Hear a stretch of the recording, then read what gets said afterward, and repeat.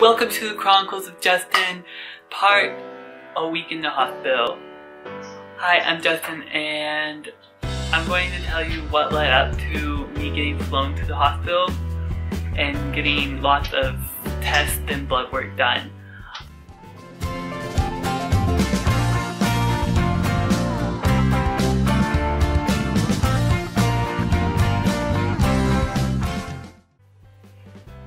So when I started recording, I forgot that there are 2 key points to the message so I didn't title it correctly. So I'm going to redo my intro, okay, ready? Welcome to the Chronicles of Justin, part A Week in the Hospital and How I Lost My Voice. Hi, I'm Justin and blah blah blah blah blah. Do you see how that will hit both topics that I talk about? Not just the week in the hospital and then just randomly add, oh yeah, I lost my voice. Spoiler alert, I forgot. Shh. If you were not. Spoiler alert if you didn't read the title of the video. I was at work and I was really shaky and my mom told me to go outside, so me and her went outside because I work with my parents. And so we go outside and I am like, this isn't working. And I immediately just fall straight to the ground. So my mom like had to get a wheelchair that we had just for some reason at the rental where we work,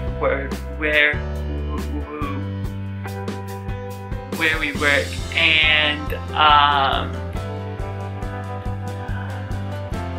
so somehow she got me into the wheelchair and wheeled me inside and then just sat me there and she was watching me. I was shaking and then I kind of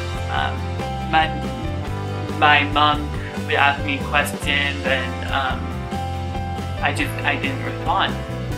I knew she asked me a question, but I couldn't think of what to say. I couldn't think of words to answer her with, or how to answer them. So I was being very unresponsive, and I could freely sign yes, no. I could write with my right hand. I couldn't really move my left side of my body, and my left side of my body started going limp and numb. And so my whole left side, I couldn't move.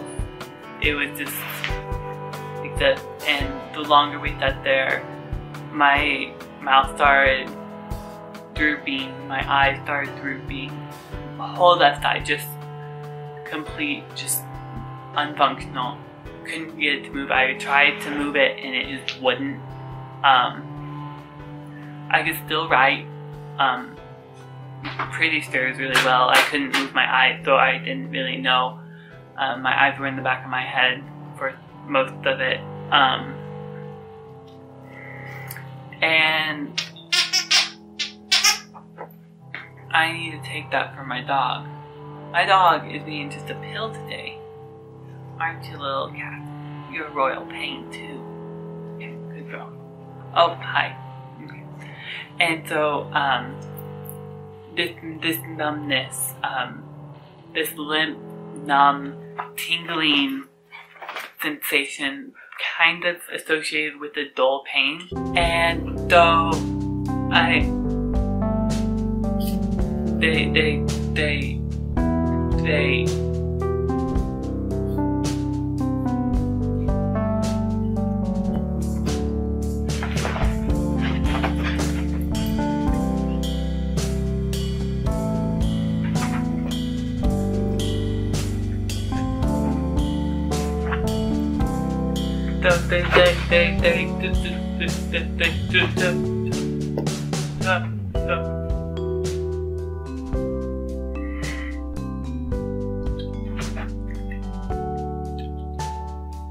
They took me to the hospital. They took me to the hospital, and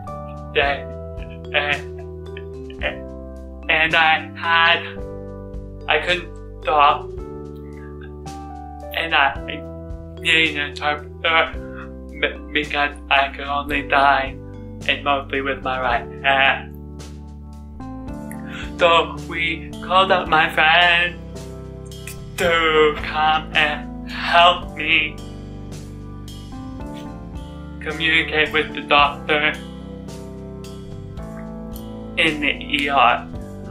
And this point I've been to the ER like 4 times.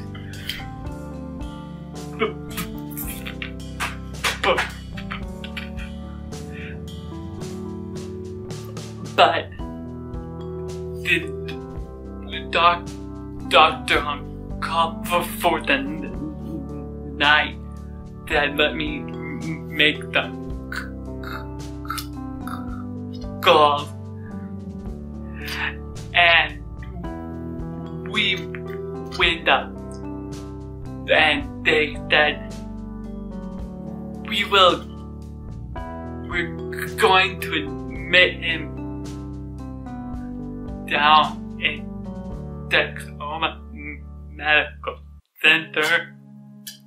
And so there's 2 options, which is in German, the Denison, which I have no idea how long the drive for.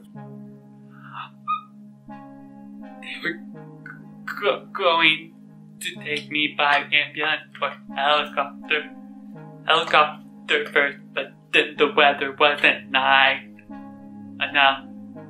I don't know, I was in the hospital, so I didn't know what I was doing. Or they were going to drive me by ambulance. But there was an issue that night with ambulances. They were on a car crash, so we didn't have enough to transport me. So the option was presented that I get driven down there with my parents, but they would have to take out my IV. And if something happened, they would have to call 911 to get me to the nearest hospital if I became unstable. Because at this point I could move,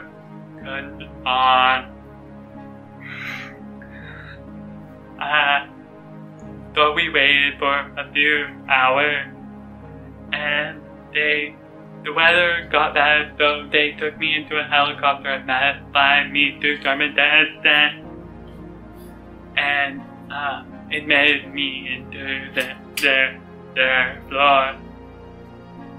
And during my week there, they gave me a spinal tap. They took 23 freaking bottles of blood in one day. One freaking day. One sitting was 21 bottles. The whole day was 23 to 24. It's a lot of blood. They did an MRI, and at the Tacoma Medical Center, I had an episode where I started shaking, and then I zoned out, and then the day I started shaking again, and then after the episode, I couldn't speak at all. I couldn't produce any vocal sound. I was non-vocal.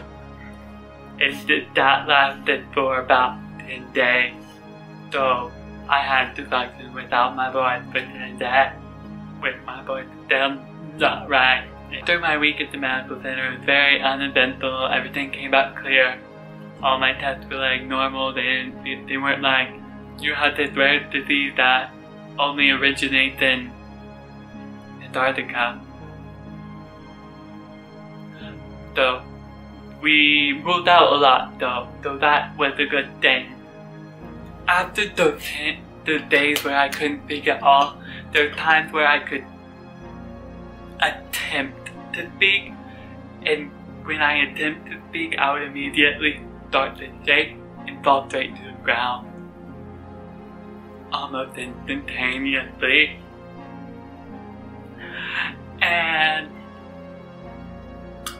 different worsening of my episode. But that is just the speech when I started having contortions in the hospital. So I can have the shaking, I can have zoning out of the eyes, and then I can have my hand just like go in all different directions. Very, very painful, very difficult to watch is what I've been told, because it looks like it hurts, and that's because it does hurt. It hurts a lot. That's the story of how I lost my voice. That is the main point of this video, is how I lost my voice. And it really impacted a lot. After the hospital, I wasn't allowed to drive. I lost all ability to pretty much do things for myself, like independently. I have to have someone drive me around all the time. I can't drive. The doctor didn't want me to go to school. I'm continuing my schooling. As I say, I'm not going to let my problems define me. I'm going to get through them, and then it will make life better. And I will overcome them. Them, like D-E-N. Anyway, it's really hard after that visit because I couldn't communicate with most of my friends. I have a large group that knows sign language, so that's good. But my only means of communication was texting, text-to-speech, and writing down.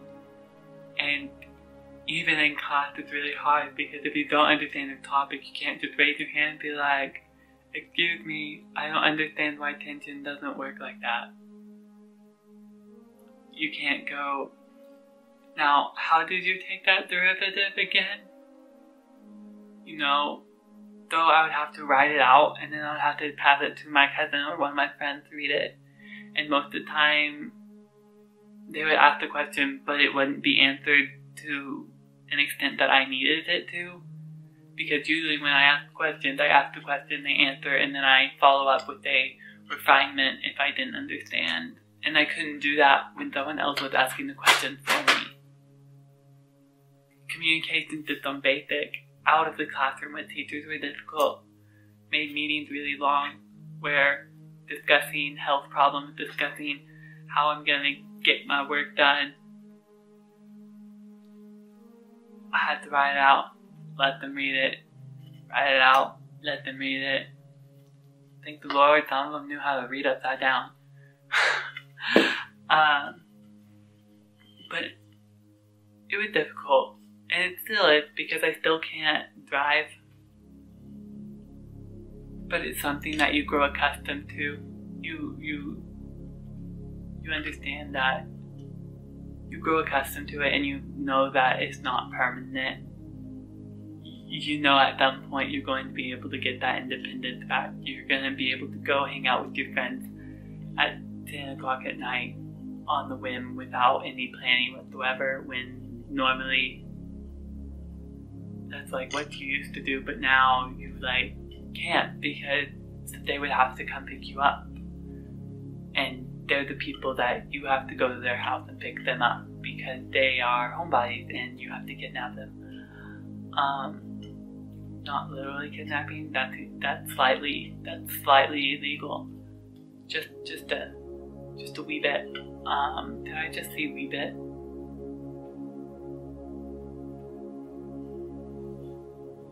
And during this whole process, I've had multiple neurological visits. To this point, I would have had, after the hospital visit, I would have seen 4 neurologists. 2 of them were in the hospital, and 1 psychiatrist.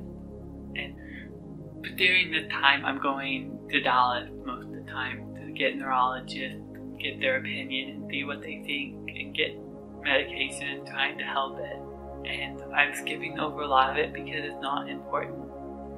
If you have any questions that you want answered about what I went through, or what I'm going through, or how I found the neurologist, I might point to my mother for that one, how I found the people that I went to, and how I got to where I am, I'd be happy to answer those questions. Just leave a comment. Just somehow get a hold of me, leave a comment, do something. If you're wondering anything, I am completely open to explain what I'm going through and talk in more detail if you're wanting it. Anyway, I will see you guys next time. Bye. Take 2 of my intro because I forgot the main point of the intro when I titled my part. Welcome to the Chronicles of Justin Part, a week in the hospital and how I lost my voice. You see, that explains the video better, right? But I'm not gonna put it in the front because that's too much work, because then